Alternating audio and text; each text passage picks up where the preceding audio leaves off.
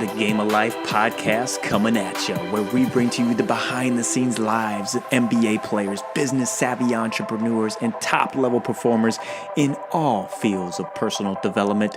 The podcast that helps you become the best version of you. The Game of Life, David Nurse. Here we go. Now, Will Smith's question was, and this is a great one, how do I make this moment even more magical? Game of Lifers, welcome back to the second half of one of the best podcasts to ever grace the Game of Life. Absolute game changer in every aspect with the smartest man alive, Mr. Jim Kwik. If you haven't listened to the first episode, first off, what is wrong with you? Just kidding, kind of. Do yourself a favor and listen now. It's like watching the sequel of a movie before the original. Not a smart move. And with the brain power you're about to get from this episode and the power you already got from the first episode, we don't do not smart moves here anymore on the Game of Life. And on this part 2, we're going to dive deep into 3 questions you can ask yourself daily that will change your entire outlook on every single day. The secret question that Will Smith asks himself every time before he goes on set, and other high performance tricks that he has. The most important thing is to keep the most important thing the most important thing. You're going to learn why that's really important. Jim's brain hacks to help busy people learn faster and become more efficient. Why the brain is the most important tool that we have. And we can really utilize it way more than we think we can. We all have greatness inside of us. How you can work smarter, not harder. The best brain diet, neuronutrition, killing ants, automatic negative thoughts. And as your body moves, your brain grooves. The importance of exercise to your brain, the people you spend time with are the people you become, and so much more packed in here to episode 2. So I'm going to do a smart move and I'm going to stop talking and hand it over to Jim. So Game of Lifers, without further ado, buckle up for round 2. Jim Kwik, here we go. That if you want to overcome procrastination, or if you want to, get things done, you start something somewhere is better than nothing. Yeah. Because once you open that loop, your mind really wants to close it, right? So I open up these little stories about Bill Gates and Will Smith and this power plant, because your mind starts to focus and pay attention to it because it wants that closure. It starts looking for it. So in order, specifically Bill Gates, the reason I was talking about Bill Gates, about the one superpower he said, it was the I want to read faster. And I was like, we started talking about the future of education, what learning should really look like. And I started taking it from an accelerated learning theory standpoint, and he was taken from a technology standpoint. And this huge crowd was gathering around, listening to the conversation, and they're like, is there anything missing? And I was like, we talked about it. They're like, yeah, understanding human motivation. Because a lot of people know what to do, but they're not doing what they know. And common sense is not common practice. Even a lot of your listeners right now, they're some of the best people in the world at what they do, maybe on and off the court, right? Yep. But they're still not able to get themselves to do what they need to do all the time consistently. Because the consistency is what's important. Because if you're persistent, you can get it. But if you're consistent, you get to keep it. Yep. And that's the key. Because little things, consistency compounds. Little things done every single day equal big things. And so going back to these thinking patterns, I was like, talking to Will Smith, I was like, how do you, what you're thinking? What are the questions you're asking all yourself? And I believe there's certain questions we ask all the time, obsessively. And I would ask people, like, for example, I have a friend who we found out her question she asked herself, this like dominant thought, like pattern that she has, is asking, how do I get people to like me? How do I get people to like me? And now you don't know this woman. You don't know how old she is. You don't know her ethnicity. You don't know her career. You don't know how in shape or not. You don't know anything about her, but you know a lot about her. Like if somebody asks themselves all the time, how do I get people to like me? What's their personality like? What would they be like? They're always asking, how do I get people to like me? Oh, they're going to be very shallow. They're going to be surface level. They're just going to be whatever's on the outside is what I'm trying to do. Yeah, exactly. And so they're always people-pleasing, too. Yes. They're always becoming a martyr. Their personality is never set because it depends on who they're around. Because it's always shape-shifting. You know all this stuff, and you know just one question she asked herself. And that determines a lot of life. And so what I'm saying is that everyone who's watching this right now, this is part of decision making you're asking about. This is a bit of problem solving and thinking, is the questions we're asking consciously and then unquestioned. And the questions we're asking ourselves on a repetitive basis. So like one of my questions I ask all the time, like you can't, now remember I said knowledge is not power, it's only potential power. Questions I ask obsessively when I'm reading something or learning or having a conversation with somebody, because I believe sometimes a conversation, like you and I having a conversation, even before we start recording, I could get almost as much or if not more value out of the conversation than I could reading a book, right? Because conversations are power too. And I believe everyone we're around is there to teach us something, either through their example or their warning to us also. That's a good point. But you can learn something from everybody. Either an example or warning. So everyone, because as I said before, the life you live are the lessons you teach.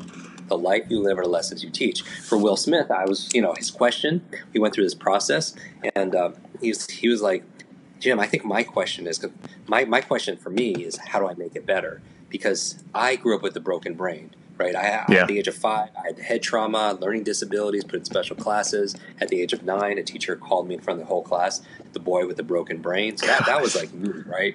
And so my question, because I felt broken all the time, was how do I fix this? How do I make it better? So I'm obsessed with that question, but I'm getting answers all the time because I ask myself that 100 times a day. Now, Will Smith's question was, and this is a great one, how do I make this moment even more magical? All right, welcome back to the Game of Life podcast. We've got Jeremy Lin on. Jeremy, what's going on? The 2 most important days in your life are the day you're born and the day you find out why. He's like the eye of the hurricane, because in the middle of the hurricane, it's really calm. And so Michael never tried to stop all the madness around him. What he learned was he just got calm in the middle of it. Stealing that pass at Staples, I was like, dude. Yeah. Give Kobe a little glance after that. What's up? You want to be that person that when they walk into a room, that people are happy to see you. Talk to me about working with Ronaldo. You helped coach Ronaldo to become a great sleeper. A human test tube. Thank you, man. I think that's like one notch up from being a human guinea pig. They'll take it. In a good way. And I just pray, man. Like, I just pray and I just thank God for everything. The moment you realized, man, I'm in the NBA. Oh, man, that was from day one. That was the day I got drafted, when I heard my name being called. Buckle up, the Game of Life podcast coming at you, where we bring to you the behind-the-scenes lives of NBA players, business-savvy entrepreneurs, and top-level performers in all fields of personal development. The podcast that helps you become the best version of you. Gosh, that's and great. And I could tell because at 3:00 in the morning, we're on set. It's cold outside. We're in Canada, and it's very chilly. And his family from West Philly, which we know, are outside. We're all bundled up and everything, watching him do his thing. And but during breaks, he would get them, and he would bring jokes. He would get them to laugh because you could tell.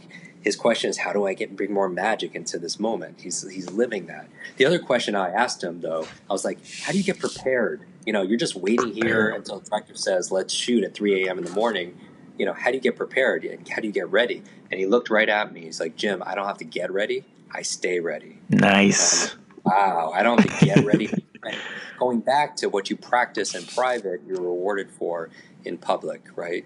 And that's the life you live, are the lessons you teach. It's that congruency, that your actions speak louder. And that's what I wish, more people did, whether it's on their social media space or anything else, is stop saying it and just show it. Don't spend less time promising and just prove to people, because it's better well done than well said. And I feel like you don't know something unless you could do it. But how I turn knowledge into power are 3 questions. I ask myself obsessively 3 questions. Number 1, how can I use this? Nice. How can I use it?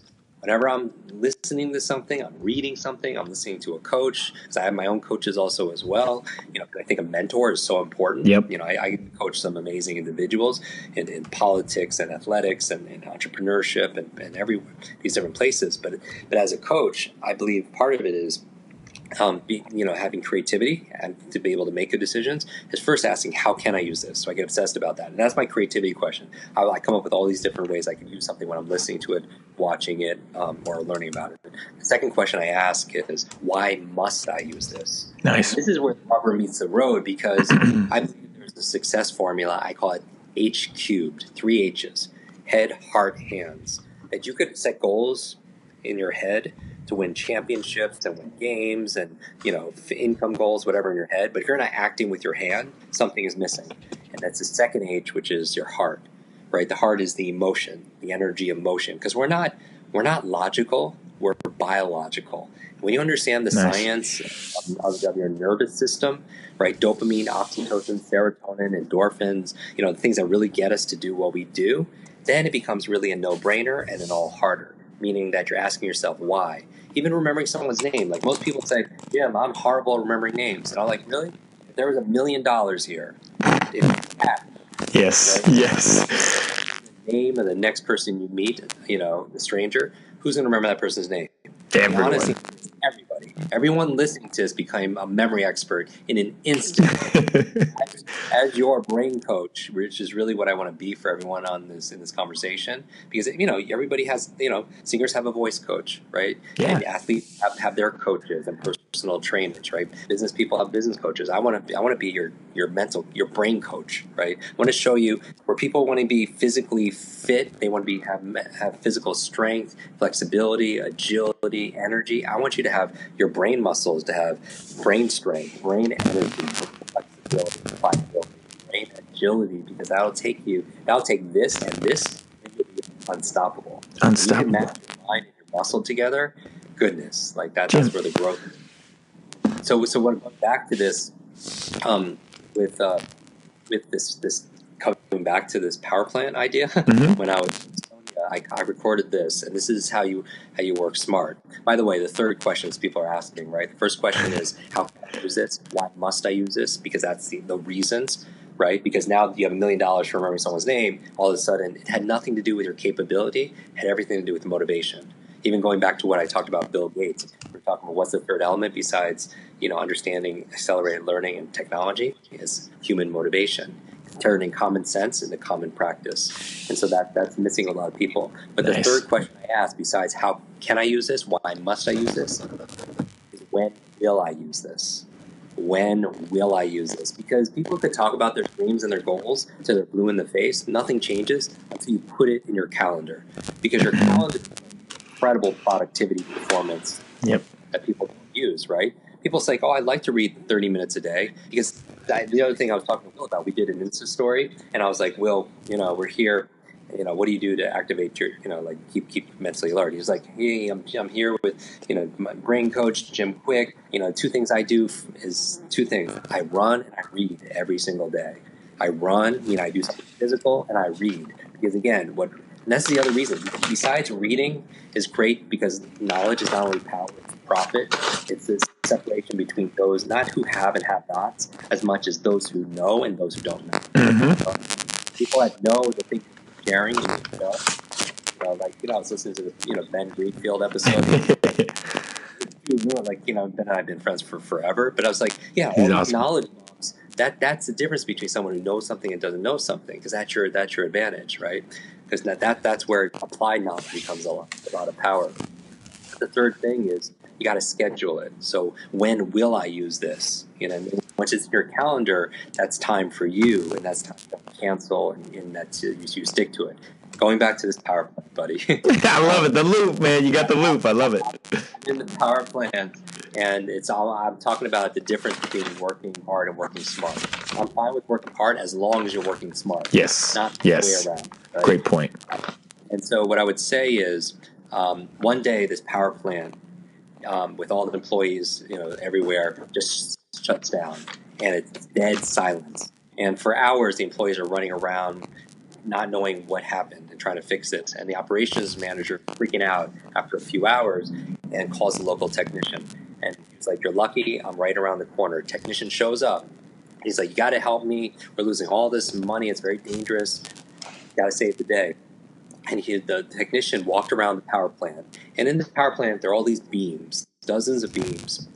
And he walks over to one specific beam, and on that beam, just like all the other beams, are electrical boxes. He goes to one specific electrical box, and he puts a big X with a magic marker on it.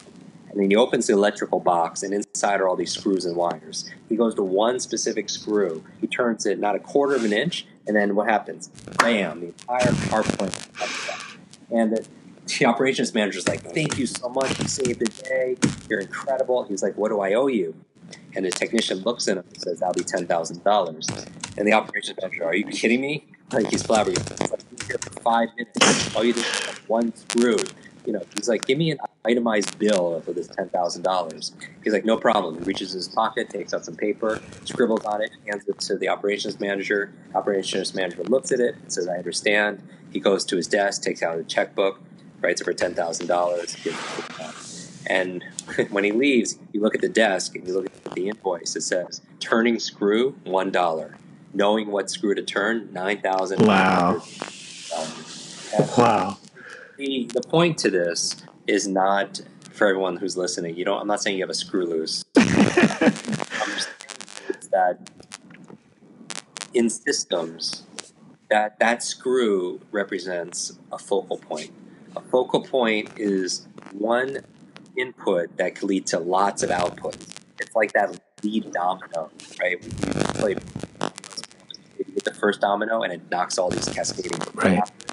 There's certain things that are more important than other things. And my focus, and what I believe everyone's focus should be, performance, is to study those specific screws. What I'm here to say is there are only a handful of screws to turn on that power plant called your brain. Much like there is in finance or in learning, in any kind of area of performance, there's usually a handful of screws that open up everything else that give you a high return. But you got to put first things first, right? In the military, they call it a force multiplier. A force multiplier is taking a certain set amount of input, but instead getting multiple output, multiple rewards back. And I'm obsessed with finding those specific screws. That's awesome. Every single thing else out there, because that's working smart versus working hard, as opposed to, and we know like the 80-20 rule. Yeah. Principle, the 20% that gives you 80% results. This takes it even deeper level, because I think even the percentages are even skewed more than that. In my experience, when it comes to learning, rapid absorption of material, skill acquisition, like being able to learn physical activities, there's only a finite of things that actually give you the most return. And I believe this is what I believe. The most thing is to keep the most important thing the most important thing. Love it, man. The important thing is to keep the most important thing the most important thing. In fact, one of the 7 habits of highly effective people that in that book is, 7th habit is sharpen the saw, but another habit is put first things first. Put first things first. Mm-hmm. Put the most important things first. Don't major in the minor things. Get really good at the things that matter, whether it's in your relationships, in your performance, in your health, in your business, all high leverage, because it saves us the biggest asset we have, which is our time. Nobody has time anymore. We're all really busy. Even when I do my show, every show is 10, 15 minutes long. They're just brain hacks for busy people and to learn faster, achieve more. It's awesome. Because they just need that payoff, right away. Yeah. You literally are a superhero. And I know that's kind of one of your things, but I'm not even kidding. Like, think about this. If every NBA team, every professional sports team had you working with them, they all have strength coaches. They all have like 10 movement specialists. But the most important muscle tool that we have is our brain. Like, think about if coaches could remember everything the other team is doing, or players are going into the game. Like, I'll work with players and I'll send them individual film of like their matchup, who it's going to be that night, and they'll forget what their player is going to do. Like, think about if they knew everything that their opponent was doing. And this is what Kobe and Jordan were so good at. And like you're saying, they're never being reactive; they're being proactive. And it's just like your ability to create superheroes is something that I've absolutely never seen before, and I'm just blown away by you. Quick break in the podcast to bring you a sponsor, brand new sponsor now, and this one is a game changer. If you like getting good night's sleep, if you don't, then turn this off and it's not for you.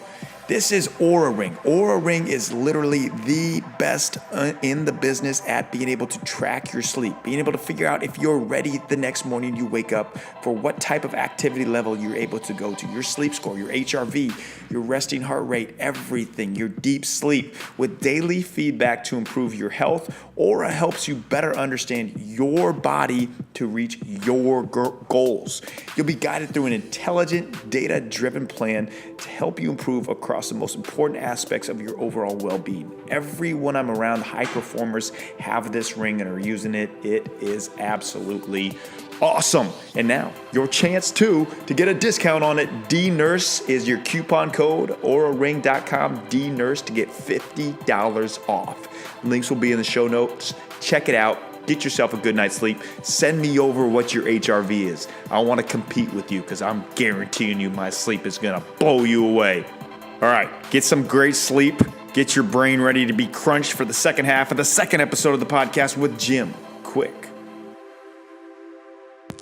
I appreciate that, David. You know, when it comes to winning at the highest level, you know, yes, we teach people how to read faster and remember the things that they need to be able to remember, and literally impact their reaction time. Yep. You know what I mean? Especially in sports, right? Every single fraction of a second is important. Be able to get flow states, to be focused. Flow. You know, I work with a lot of actors, not just teaching them how to speed read scripts and memorize lines, but how to be focused and present on set.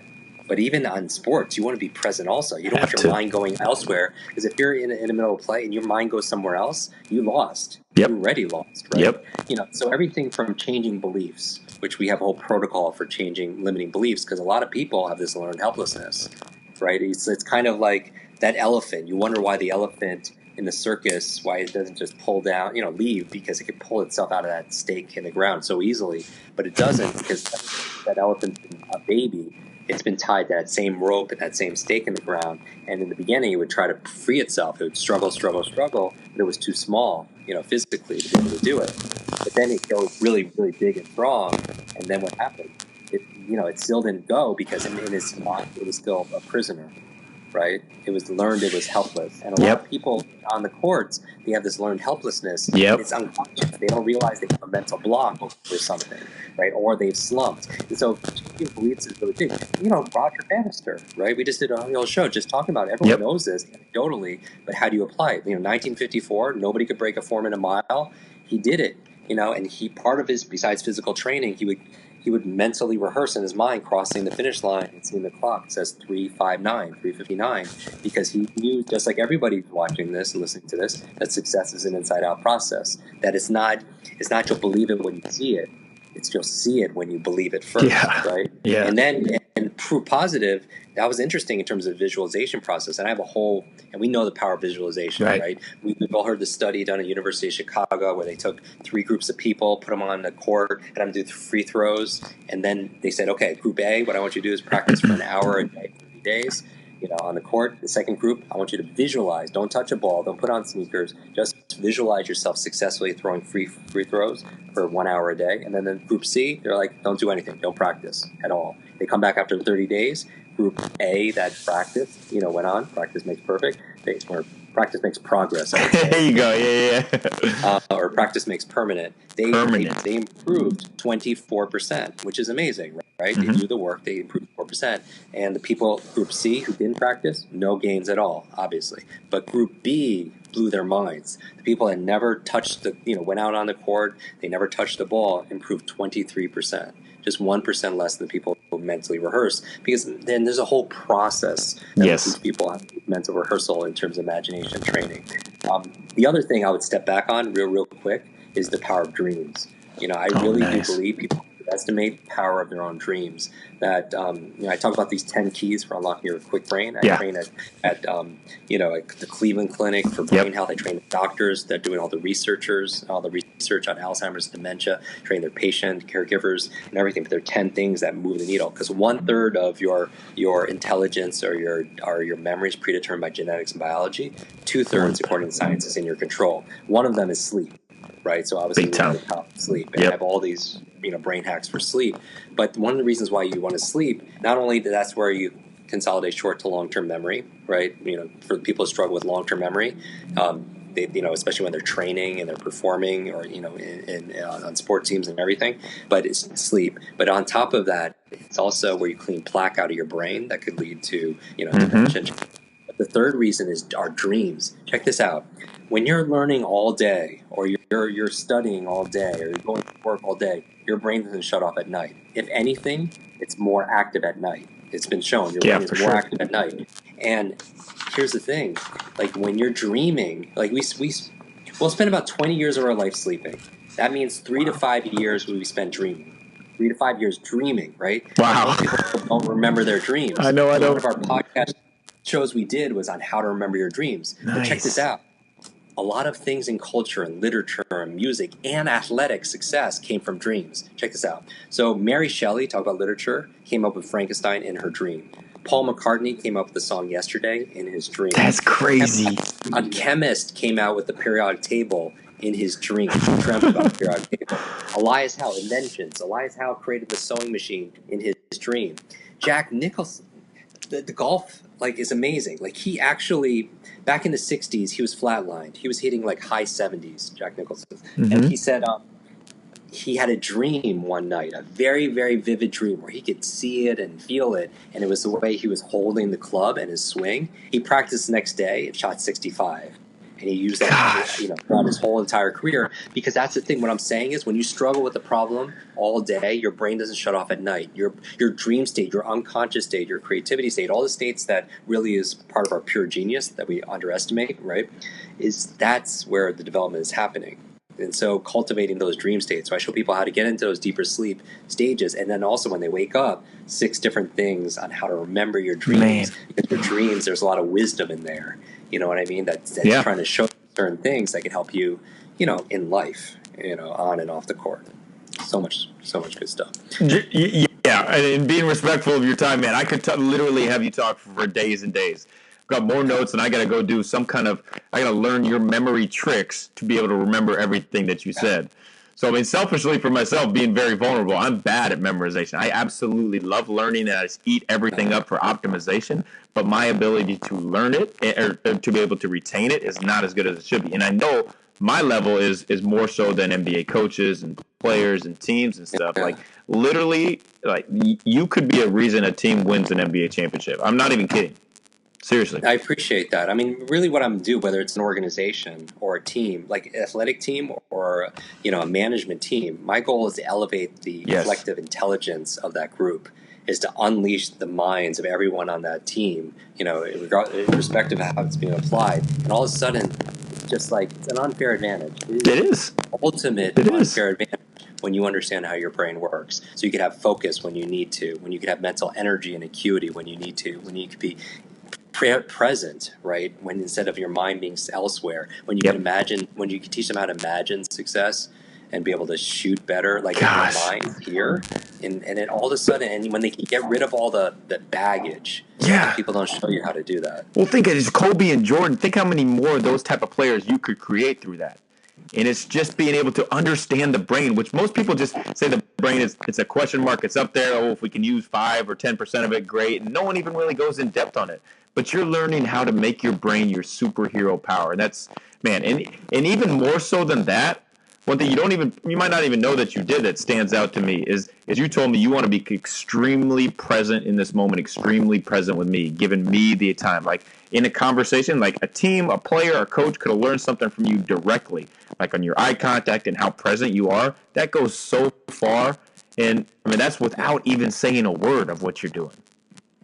I love that. I just got goosebumps. I call them goosebumps. Man, there's so many things I just wanted to start talking about to you. Like just fully juiced up by being around you, man. And I would love to, continue our conversation sometime, take you out to lunch, whatever it might be. It is just absolutely. You're an absolute, just a blessing to be able to do this, but a blessing even more so that you don't have a job, you don't have a career, you have a mission, and you are helping so many people out there, man.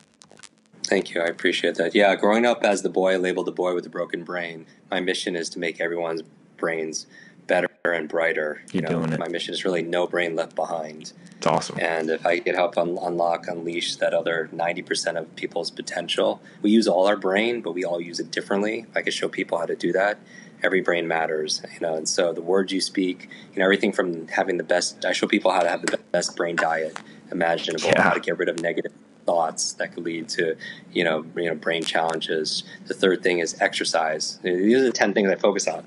Good brain diet, right? We get people on the absolute best brain diet because it's called neuronutrition.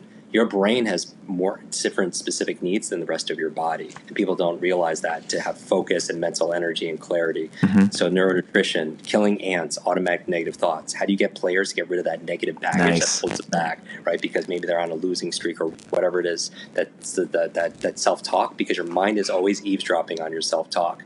Like your brain is this supercomputer and your self-talk is a program that will run. So if you tell yourself you're not good at remembering names, you will not remember the name of the next person you meet because you programmed your supercomputer not to.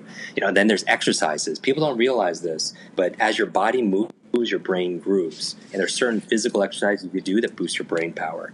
Fourth thing, brain nutrients, supplements. Because a lot of us are traveling all the time, we're on the road, and we don't eat the best diet ever, but there's certain nutrients that are absolutely key that will actually activate your brain power. Number 5, a positive peer group. The power of team. The people you spend time with are people you become because of something called mirror neurons. We start imitating the habits and the thought processes of the people around us. That's why if you spend time with 9 broke people, you have to be careful because you'll be number 10. After that, the environment, we teach people how to get rid of all the electromagnetic fields, the bad air, and all this other stuff that really is toxic to your brain. And number 7, sleep hacks. You got to master your sleep. Have to. Right? That matters. But 8, this is a big one. Number 8 are brain protection. I've worked with a lot of athletes. I was on on Concussion, that movie with Will Smith. Oh yeah. Because your brain is incredibly resilient, but it's very fragile too.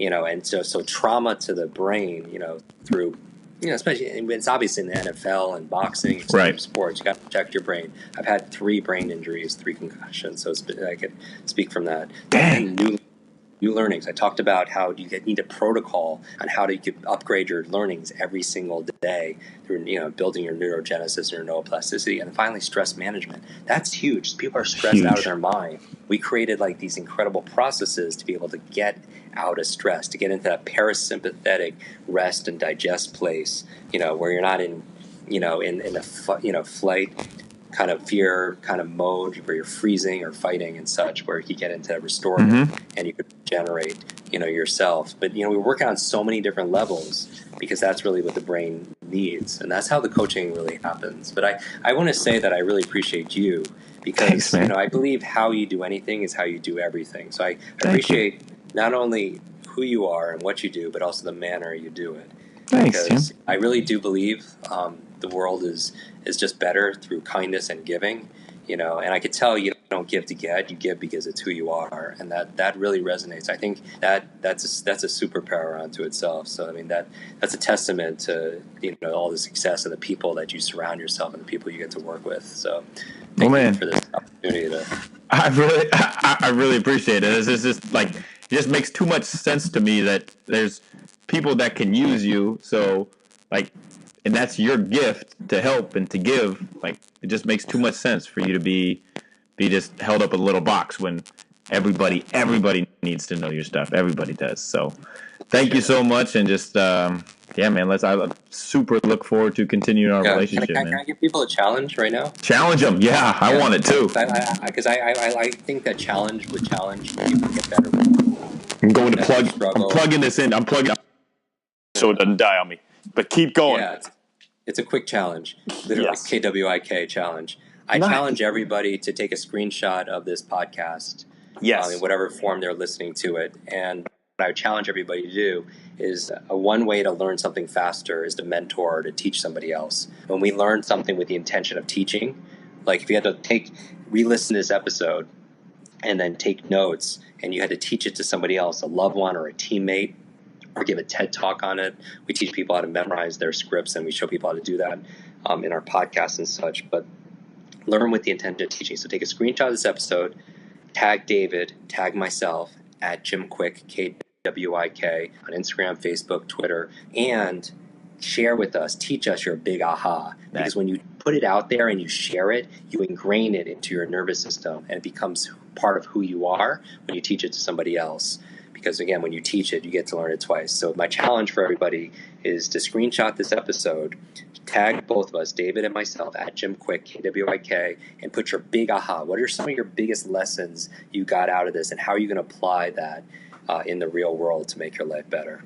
Awesome, man. Love it. And everybody can find out everything on your website of how to be the best place for people to find us is at kwikbrain.com. Cool. And we actually created 3 free training videos, kwikbrain.com. One on how to remember names and faces, one on the perfect morning routine lifestyle, on how to optimize your brain, and another one on speed reading skills. And also at kwikbrain.com, you can find our podcast. So on your favorite podcast app, on Pandora, on iTunes, on Stitcher, on YouTube, just search Kwik Brain, KWIK Brain, or Jim Kwik. Oh, trust me, man. I'll be pumping all that. I'm going on and I'm getting on those 3 lessons. I need it really bad.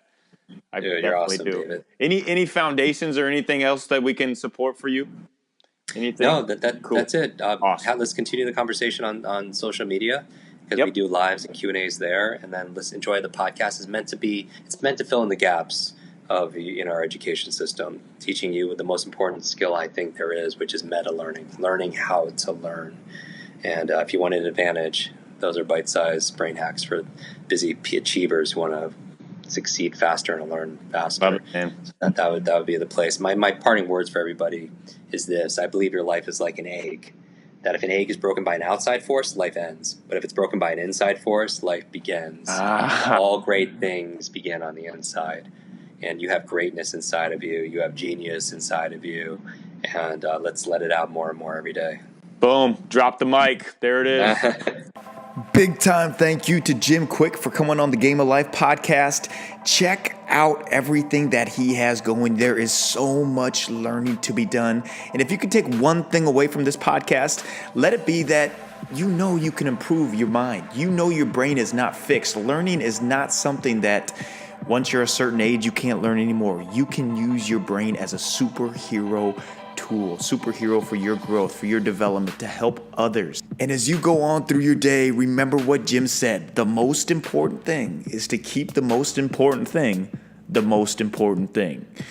So go out there, Game of Lifers, be a light to somebody else, teach them what Jim is talking about, because the best way to learn is to teach it to somebody else. Everything from this podcast, from the first podcast, will be linked in the show notes. And take a screenshot of the episode, like Jim said, and post it on Instagram. Let us know what your big aha is, what you learned from this. Shout me out, shout Jim out, and we will get back to you. We'll respond to you. I love getting your feedback, Game of Lifers. And if you could, 2019, make your resolution, leaving a 5-star review. That way we can get on even more of these type of guests like Jim, absolute game changers that you want to learn from, that I can learn from, that we can grow together for this Game of Life family that we have. So go to iTunes, 5-star review. Remember, put that down in your notes, your to-do list, your to-grow list for this week, and just have a great week. Enjoy the day. Know that every single day you have the superpower of choice, the power of choice to choose who you want to be. So choose who you are this week and make that choice be a positive impact on someone. Maybe it's just one person. Maybe it's 5, maybe it's 10. But make that type of mindset that you're going to have an impact, a positive impact on somebody else, and it's just paying it forward, and it'll keep growing and keep growing and keep growing. And remember, Game of Lifers, life's a journey. Enjoy it. David Nurse, Game of Life, signing off.